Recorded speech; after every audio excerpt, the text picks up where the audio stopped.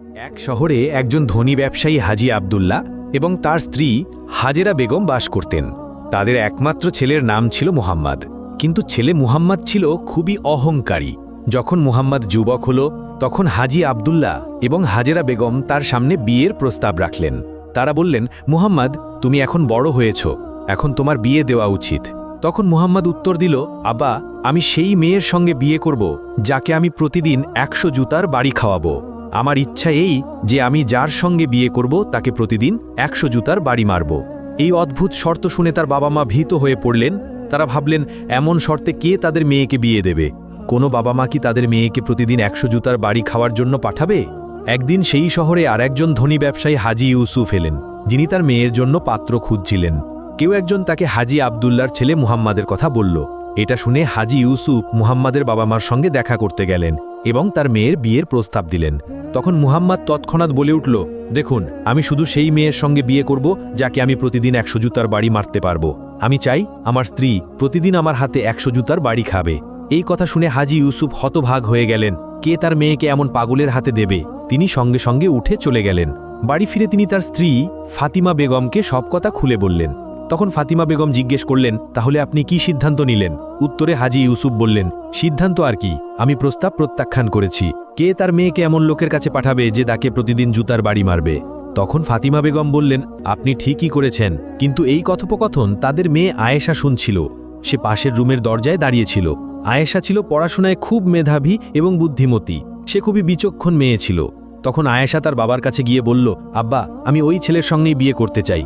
এই কথা শুনে তার বাবা মা হতভাগ হয়ে গেলেন। তারা বললেন, বেটি, তুমি এমন পাগলের সঙ্গে কেন বিয়ে করতে চাও যে তোমাকে প্রতিদিন 100 জুতার বাড়ি মারবে? তখন আয়েশা বলল, আব্বা, এই ব্যাপারে আপনার চিন্তা করার দরকার নেই, শুধু আমার বিয়ে ওই ছেলের সঙ্গে দিয়ে দিন। তখন তার বাবা বারবার তাকে বোঝানোর চেষ্টা করে বললেন, বেটি, প্রতিদিন 100 জুতার বাড়ি খেলে তো তোমার মাথার চুল উড়ে যাবে, মাথা টাক হয়ে যাবে। এই চিন্তা মন থেকে ত্যাগ করো, কারণ তোমার জন্য অনেক ভালো পাত্র পাওয়া যাবে। কিন্তু আয়েশা কিছুতেই মানল না। সে বারবার বলতে লাগলো, আব্বা, আমি আপনাদের কসম করে বলছি, আমার বিয়ে ওই ছেলের সঙ্গেই দিন, আমি বিষয়টা ম্যানেজ করে নেব। অবশেষে তার বাবা মা তাকে বুঝাতে ব্যর্থ হলেন এবং তারা আবার মুহাম্মাদের বাড়িতে গেলেন এবং তাকে বুঝিয়ে বললেন, বেটা, তুমি যদি কিছু দান দক্ষিণা চাও তাহলে বলো, আমরা তোমাকে সব দেব। কিন্তু তুমি এমন অদ্ভুত শর্ত কেন রাখলে যে বউকে প্রতিদিন জুতার বাড়ি মারবে? তখন মুহাম্মদ বলল, দেখুন, আমার 1 পয়সাও দরকার নেই, আমার শর্ত এটাই থাকবে, বিয়ে দিতে চাইলে দিন, নইলে আপনার মেয়ের জন্য অন্যত্র পাত্র খুঁজুন। তখন হাজী ইউসুফ আর কি করবেন, তার মেয়ের ইচ্ছা তো এটাই, তাই তিনি বিয়ে পাকা করে দিলেন। অতঃপর নির্ধারিত সময় বরযাত্রী আসলো এবং আয়েশা বধূ হয়ে মুহাম্মাদের বাড়িতে চলে এলো। তার বাবা মা প্রচুর উপহার দিয়ে তাকে বিদায় করে দিলেন। শ্বশুর বাড়িতে আয়েশার আগমনের পর শাশুড়ি হাজেরা বেগম তার নজর উতারলেন এবং তাকে বুকে জড়িয়ে গৃহপ্রবেশ করালেন। কিছুক্ষণ পর শাশুড়ি তাকে খাবার খাইয়ে তার ঘরে রেখে চলে গেলেন। অতঃপর প্রথম রাতে আয়েশা বিছানায় বসে তার স্বামীর জন্য অপেক্ষা করছিল। তখন মুহাম্মদ রুমে আসলো এবং তার জুতা খুলে বলল, মাথা এগিয়ে দাও, আমাকে 100 জুতার বাড়ি মারতে হবে। তখন আয়েশা শান্তভাবে বলল, দেখুন, 100 জুতার বাড়ি তো আপনি মারতেই পারেন, তাতে আমার কোনো আপত্তি নেই। আমি সব জেনে শুনেই আপনার সঙ্গে বিয়ে করেছি। তবে একটা কথা বলুন, আমার বাবা মা আমাকে জন্ম দিয়েছেন, লালন পালন করেছেন, প্রচুর উপহার দিয়ে আমার বিয়ে দিয়েছেন, তারা আমাকে কখনো একটা চড়ও মারেননি। আপনি কোন অধিকারে আমাকে 100 জুতার বাড়ি মারবেন? তাছাড়া আমি এখনও আপনার রোজগারের 1 গ্লাস পানিও খাইনি। যে খাবার খেয়েছি তা আপনার মায়ের রোজগারের, আপনার বাবার রোজগারের। আপনার রোজগারের কিছুই আমি এখনও ব্যবহার করিনি। তাহলে আপনি কোন অধিকারে আমাকে 100 জুতার বাড়ি মারবেন? আগে আমাকে আপনার রোজগারের কিছু খাওয়ান, তারপর তো অধিকার হবে। এই কথা শুনে মুহাম্মদ নির্বাক হয়ে গেল। কথাটা তো ঠিকই, সে এখনও নিজে কিছুই উপার্জন করেনি, তার সব কিছুই বাবা মার রোজগারের। এই কথা শুনে তার মনে ধাক্কা লাগলো। অতঃপর সে তার বাবা মার কাছে গিয়ে সব কথা খুলে বলল। তখন তার বাবা বললেন, বেটা, তোমার বউ একেবারে ঠিক কথা বলেছে, আমাদের এত সম্পদ আছে যে 7 পুরুষ বসে খেতে পারবে, কিন্তু তুমি নিজে কিছুই উপার্জন করনি। এই কথা মুহাম্মাদের মনে গভীরভাবে লাগলো। তাই পরদিনই সে ব্যবসা করতে যাওয়ার সিদ্ধান্ত নিল। যেহেতু তার বাবা ছিলেন ব্যবসায়ী, যিনি জাহাজে করে মালপত্র বিদেশে ক্রয় বিক্রয় করতেন, তাই মুহাম্মাদও সেই ব্যবসায় নামার সিদ্ধান্ত নিল। সে তার বাবাকে বলল, আব্বা, আমাকে একটা জাহাজ আর কিছু মূল্যবান জিনিস দিন, দেখবেন আমি শিগগিরই প্রচুর সম্পদ নিয়ে ফিরব। অতঃপর যাওয়ার আগে সে আয়েশাকে বলল, দেখো, আমি শিগগিরই প্রচুর সম্পদ নিয়ে ফিরব, তখন তোমাকে আমার রোজগারের খাওয়াবো, পড়াবো, আর তারপর পুরো অধিকারে প্রতিদিনের হিসেবে তোমাকে চপ্পল মারব।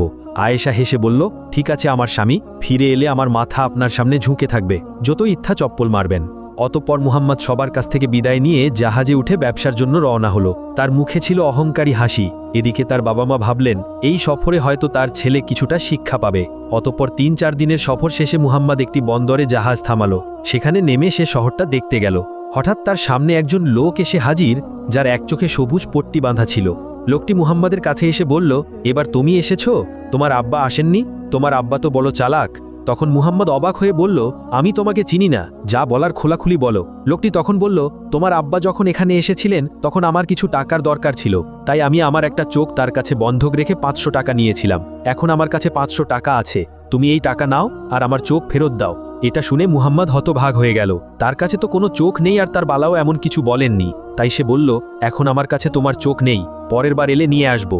এখন কিছু টাকা নিয়ে বিষয়টা মিটিয়ে ফেলো। তাই লোকটি আরও ৫০০ টাকা নিয়ে চলে গেল। তখন মুহাম্মদ ভাবল, যাক ৫০০ টাকায় বিপদ কেটে গেল। অতঃপর শহরের দিকে যেতে যেতে হঠাৎ তার সামনে একটা খোঁড়া লোক হাজির, যে লাঠির সাহায্যে হাঁটছিল। সে বলল, এবার কি তোমার আব্বা আসেননি? আমার একটা পা তোমার আব্বার কাছে বন্ধক রেখে ৫০০ টাকা নিয়েছিলাম, এখন টাকা ফেরত দিচ্ছি, আমার পা ফেরত দাও। এটা শুনে মুহাম্মদ আবারও হতভাগ।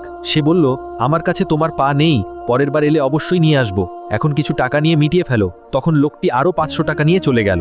অতঃপর মুহাম্মদ বাজারে ঘুরতে ঘুরতে একটা বাড়ির সামনে একটা সুন্দরী নারীকে দেখল, যে তাকেই দেখছিল।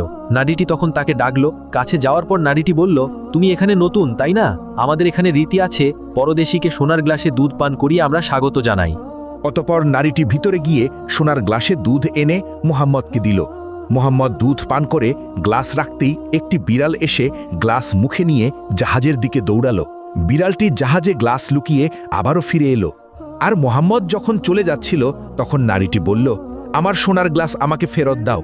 তখন মুহাম্মদ বলল, আমি তো এখানে রেখেছি, কিন্তু গ্লাস তো নেই। তখন নারীটি চিৎকার করে বলল, তুমি আমার গ্লাস চুরি করেছ। অতঃপর বিষয়টি কোতোয়ালের কানে গেল। তখন কোতোয়াল মুহাম্মদকে গ্রেফতার করে রাজার দরবারে নিয়ে গেল। রাজা তার কথা না শুনেই জাহাজ জব্দ করে ৬ মাসের কারাদণ্ড দিয়ে দিল। অতঃপর ৬ মাস পর মুহাম্মদ ছাড়া পেল। তখন তার কাছে কিছুই ছিল না, সে রাস্তায় ভিখারির মতো ঘুরছিল।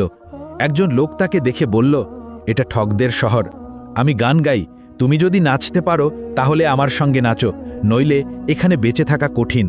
তখন মুহাম্মদের আর কোনো উপায় ছিল না, সে মেয়ের পোশাক পরে নাচতে শুরু করল। এভাবে প্রায় ৮ মাস কেটে গেল। এদিকে আয়েশা তার স্বামীর জন্য অপেক্ষা করছিল। ৮ মাসেও সে না ফিরলে আয়েশা তার শ্বশুরকে বলল, আব্বা, আমি আমার স্বামীকে খুঁজতে যাব। তখন শ্বশুর বললেন, বৌমা, তুমি এত বড় দুনিয়ায় তাকে কোথায় খুঁজবে?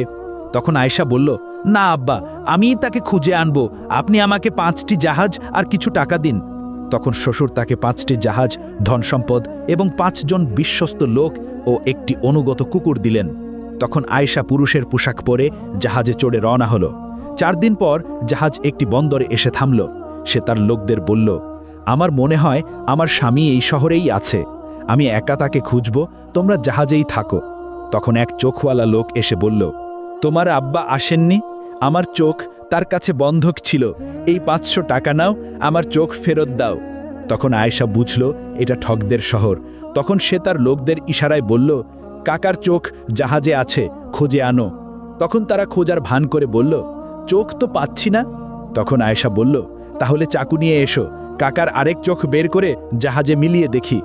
এই কথা শুনে লোকটি ভয় পেয়ে পালিয়ে গেল। অতঃপর আয়েশা 2 জন সঙ্গী নিয়ে শহরে ঢুকল। সেখানে এক খোঁড়া লোক এসে বলল, তোমার আব্বার কাছে আমার পা বন্ধক ছিল, এই ৫০০ টাকা নাও আর আমার পা ফেরত দাও। তখন আয়েশা বলল, জাহাজে অনেক পা আছে, তোমার পা চিনব কি করে?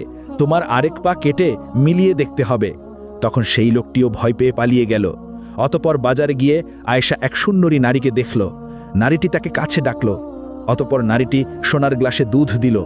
আয়েশা দুধ পান করে গ্লাস রাখতেই একটি বিড়াল গ্লাস নিয়ে জাহাজের দিকে দৌড়ালো। কিন্তু কুকুরের ভাউকানিতে আয়েশার লোকেরা সজাগ হয়ে গেল এবং বিড়ালকে তাড়িয়ে দিল। তখন গ্লাস নিয়ে নারীটির বাড়িতেই লুকালো। তখন নারীটি চিৎকার করে বলল, তুমি আমার গ্লাস চুরি করেছ। অতঃপর কোতোয়াল এসে জাহাজে তল্লাশি নিল, কিন্তু কোথাও গ্লাস পেল না। তখন আয়েশা বলল, ওর বাড়ি তল্লাশি করো। তখন তল্লাশিতে বিড়ালের মুখে গ্লাস পাওয়া গেল। তখন কোতোয়াল নারীটিকে গ্রেফতার করল। অতঃপর আয়েশা বাজারে ঘুরতে ঘুরতে চৌরাস্তায় দেখল একজন গান গাইছিল এবং একজন নারী নাচছিল। তখন সে তাকে চিনতে পারল। তখন সে তার লোকদেরকে দিয়ে তাদেরকে আনালো। জানা গেল নাচের নারীটি পুরুষ, মুহাম্মদ। তখন আয়েশা তাকে জাহাজে নিয়ে গিয়ে পরিষ্কার করে পুরুষের পোশাক পরালো। অতপর আয়েশা বলল, আমি 10 দিনের জন্য ব্যবসায় যাচ্ছি, তুমি আমার 3টি জাহাজের দায়িত্ব নাও। ফিরে এলে 500 সোনার মুদ্রা দেব, আর না ফিরলে জাহাজটি তোমার। তখন মোহাম্মদ রাজি হয়ে গেল।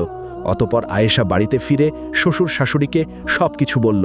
এদিকে 12 দিন পর মোহাম্মদ ভাবল সৌদাগর হয়তো ফিরবে না, তাই জাহাজ এখন তার। অতপর সে জাহাজ নিয়ে বাড়িতে ফিরল।